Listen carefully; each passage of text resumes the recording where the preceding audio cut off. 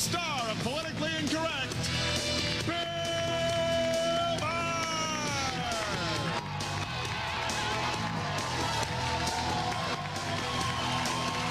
All right, the president of the Space Frontier Foundation, a public interest organization who is working with Lunacorp, and it sounds like a James Bond movie, on a private sector return to the moon. Rick Tumlinson. Nice to see you. But let's face it, I mean, this Apollo 13 is an exciting movie, but it's about a screw-up. It is. It is actually about a screw-up. It's actually about history. We gave out an award for the best vision of the future in my organization. My members voted not to give Apollo 13 award. It's a great movie, but it's about the past. You keep talking about how we get the greatest moments in human history in the past. We had this Apollo anniversary last year, and that's all we heard. Greatest moments, 25 years in the past. That's how you create Generation X. I'm sure people stood around Rome going, you know, in the old days, we used to be able to do this. That's the symbol of decline. Right. We need to put the greatest moments back into the future. Look, nobody stays until somebody pays in space. We've got to get to a point where enough stuff is going on in space where somebody creates something new out there that actually pays a salary, or somebody puts a hotel up there because it's cheap enough to go. Why would you want us to go to work? Now you're talking. That's your audience. How many people here would want to go into space if they could afford a ticket? You'll see. It's a huge constituency. There are millions of people.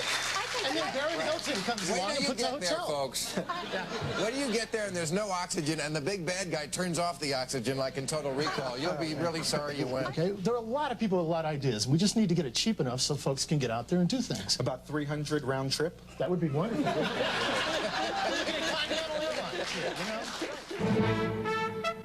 From ABC, this is World News Sunday. At the Kennedy Space Center today, another setback for the space program. The launch of the shuttle Columbia was postponed for the 6th time in a row. It's more than an inconvenience. We need vehicles that can operate regularly, routinely, and are constantly driving the cost of getting there down.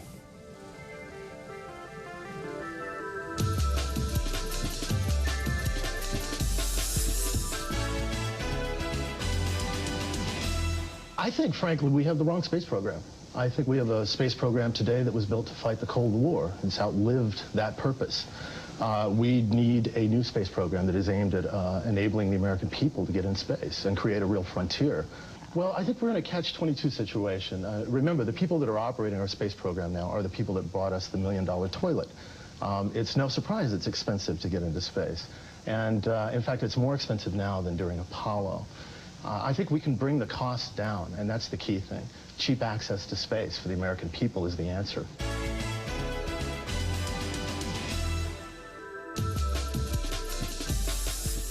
It's not necessarily NASA's job to have vision, and we do not blame any particular agency for what they do or do not accomplish. After all, we are a democracy, and they work for elected representatives, just as one would not blame the military for having no vision. Although the rhetoric is there, we hear NASA administrators, astronauts talking about the bold frontier. The reality is not there behind it. It is not treated as a frontier. We've gotten ourselves in a trap of thinking that the only way these things can be done nowadays is by the government. We're trying to break that mold.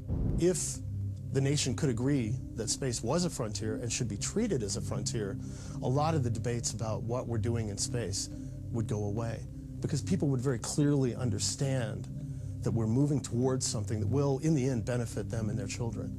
That's the big question people have right now. What does space do for me?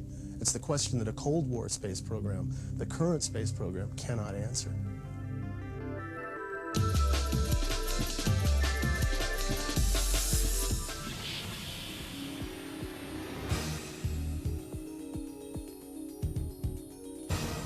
We need a national space agency that believes at its heart that settlement of space is the national priority, not an ongoing set of stunts or explorations, and then begins to manifest that in the reality of what it's doing. The NASA image of Mars is 3 guys standing on a canyon. That is not inclusive.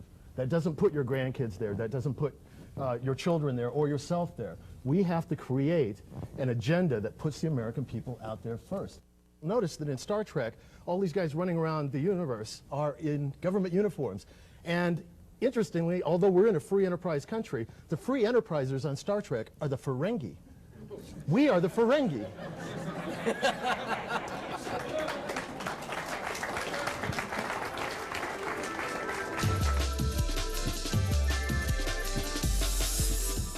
We have to open space as a frontier, and we have to do it soon. Because for the first time in the history of our species, there are no frontiers. There are only certain actions that we can take right now in opening space that will lead to a frontier. Other actions are irrelevant or maybe even set us back. I don't know if you realize this, but it actually costs almost twice as much to fly one shuttle mission as it did for a round trip to the moon. We've discovered some crater rims nearby that we can actually climb the rover up onto, and then the camera can peek up over and shoot down at the Apollo 11 site. We are funding this through commercial sponsorships, the same way you might fund a trip to Everest or undersea exploration, the solar car races that you see, those types of things.